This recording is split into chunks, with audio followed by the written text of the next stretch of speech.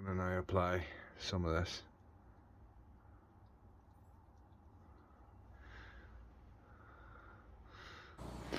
Okay guys, so today we're making beeswax paste. Use it to finish my slingshots. Keep it in a little jar. You just use it as you need it. It's a great finish. It's a little bit more than oil and it's very easy to apply. And I actually find it a lot better than store-bought pastes. So I use teak oil and solid beeswax. It's easier if you get granules trying to do it this way because it takes this a bit longer to melt down. But what we're basically going to do is, first I'll get my little Roselli knife and I'll cut this full bar wax up into smaller bits.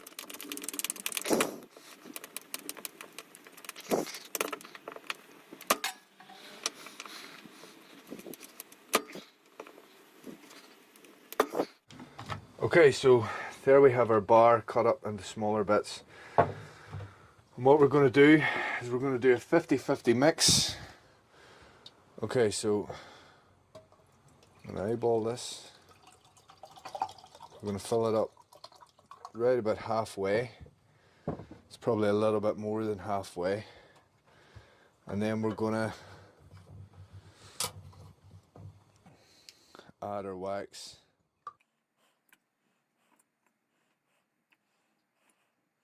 And as you're kind of cooking this or brewing it, you can add more wax. Now, I have a feeling I might need more wax, but I'm going to try that first. Alright guys, we're starting to simmer here. So we're going to come down low and we're just going to turn this flame down real low.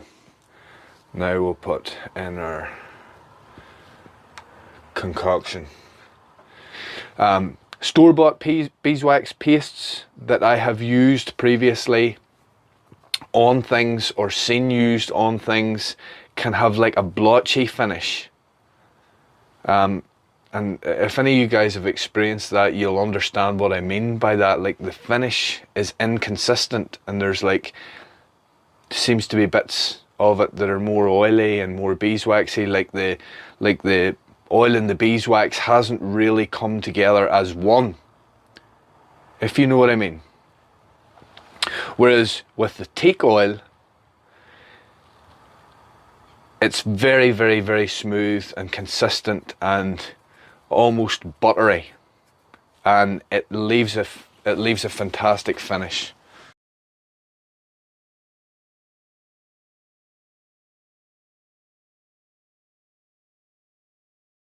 So that has all been rendered down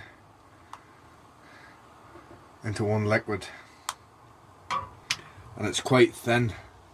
Now I'm going to add some more beeswax.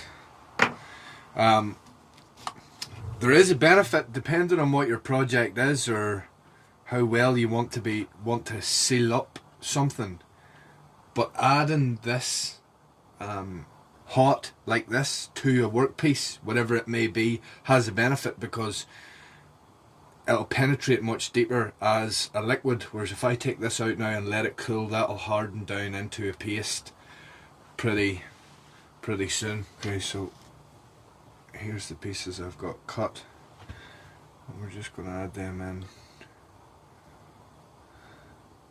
one by one until we bring that level up nearly to the top.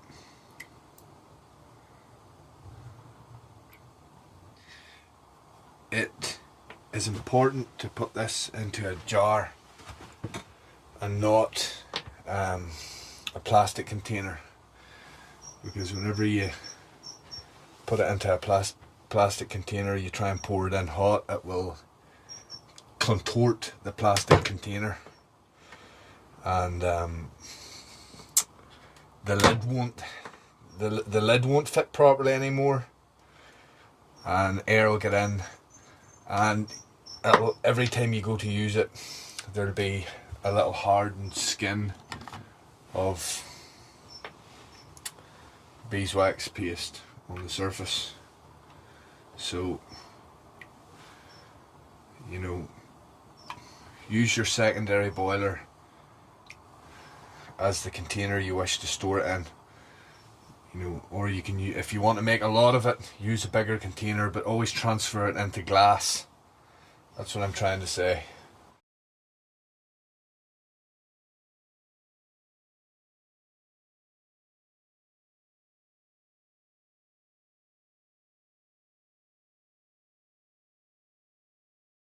Okay guys, so here you can see that it's now a much cloudier liquid, and it's important to, as you're cooking it, as you're boiling it, to stir it constantly, not constantly, occasionally, sorry, even after all your wax has disappeared. Let it stay on heat for a small bit longer to make sure that everything's up to temperature, everything's turning to liquid, and everything is coming together as one, because we've now formed a new paste. So it's liquid at the minute, and it's going to start to solidify, and as it cools down, you're going to see it start to solidify. It'll go a much lighter yellow as opposed to the orange that it is now. As I said before, you may have certain projects or things you want to do, or to seal up a bit of wood really well, where if you apply it in this form, it will penetrate the wood much deeper. And a beeswax paste finish like this gives a lovely, rich, unique finish that you don't get from oil alone, or from stains or varnishes or whatever else you have. And it is actually very weather resistant, although, you know, it's not like a super tough outdoor type finish, but it's certainly great for protecting end grain. I've done my front gate, my wooden front yard gate with it, with beeswax, and I applied it on hot days, and I gave it loads of coats, and it's holding up really well. It's been months now since it's got a coat. But yeah, I hope that helped you guys. That was like, I half filled that jar with, so it's about a 50-50 mix. Half filled that jar with teak, and then I, you know, made up the rest of the volume with solid beeswax. And I really do recommend trying it and making it. And you can try out your own styles. You know, I've actually used this on leather, and they say that you shouldn't use wood oils on leather because they become stiff and rigid. But because this is made with teak oil, and the teak oil has thinners in it, and the beeswax itself is good for leather. It is actually very good for leather. I've used it on my boots. I've used it extensively on my leather work boots, and it really has prolonged the life of them, and it obviously waterproofs them too. So I'm just going to put this now onto a time lapse and let you guys see that solution cool off and change colour.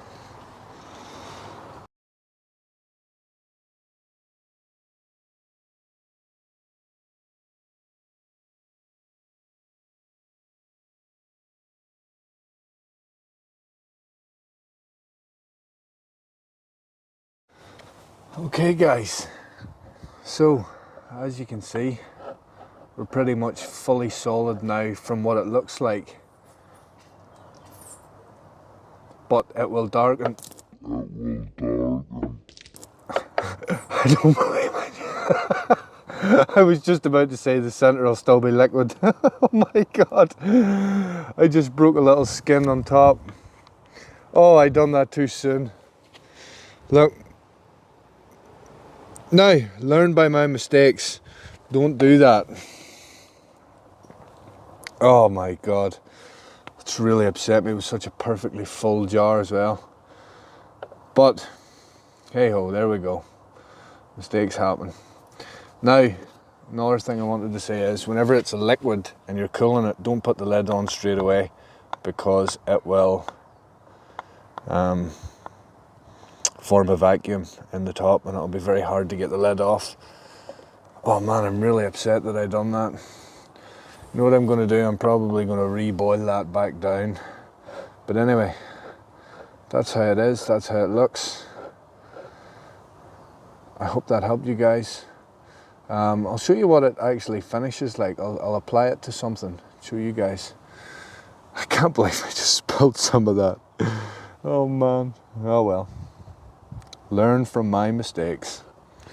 Let's give this a minute or two to cool off properly, and then we'll apply it to a piece of wood to show you what it's like.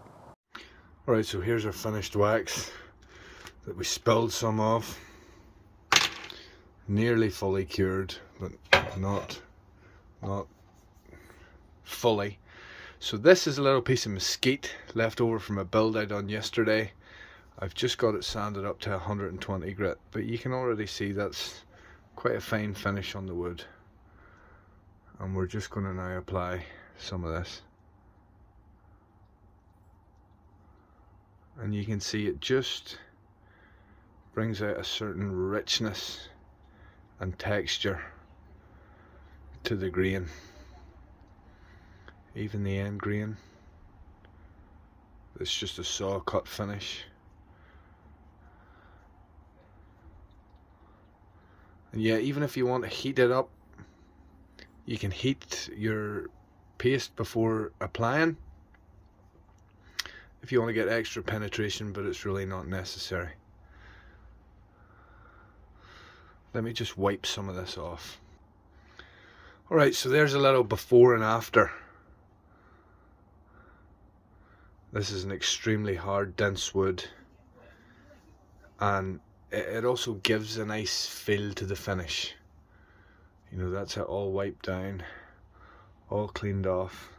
That's low grit sanding, 120 grit that's sanded too. So, you know, there'd be even more of a gloss on that if it was sanded higher again.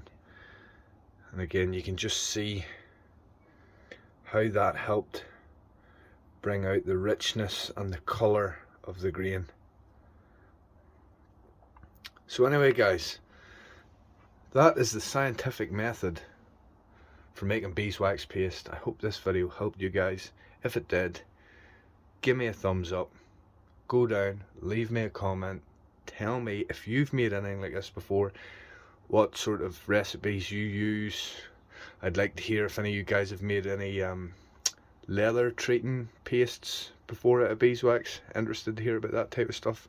So let's get a discussion going. Give me your thoughts. Anyhow, I hope you liked that, guys. If you guys asked me about that video, a bit different from my channel, but you know, beeswax paste is very expensive, very expensive. But beeswax is cheap and teak oil is cheap. So it's a really cost-effective way to make a fantastic wood finish. Thanks for watching, guys. Appreciate it. Alright guys, just before we go, I want to show you what different ratios look like. So here is my original, not my original, the last batch that I had made. That is the consistency of it.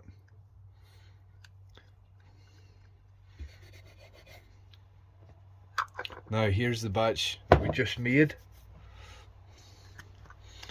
and it's got higher oil ratio, and you can see it's more like a paste. It's more like a yogurt. It's like baby food. And that, a ratio like that will go further. You'll spread that further. And here is a batch that I just made with slightly higher wax. And it's still a bit warm. And it's somewhere in between.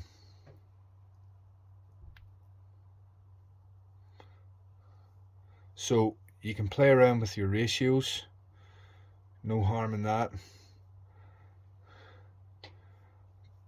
But you know, if you want it slightly thicker, like the first example I showed you, I would do slightly more than a 50-50 mix. So that's how it looks. It's like it's kind of like butter on a warm day. So yeah, there's your ratios. Sorry I don't have measurements for exact sciences for you, but this here's probably slightly more oil than wax, and you can see it is runny, pasty, whereas the original one I've been using is more of a wax. It's more waxy than pasty, if you know what I mean. So anyway, that's just a little example I wanted to show you guys. You can play around with your own ratios. What I would recommend if you're unsure is don't fill your container up to the top, and then you can let it set. See what you think of it, and then you can add more oil or add more wax, or just fill it up, keeping the ratio the same.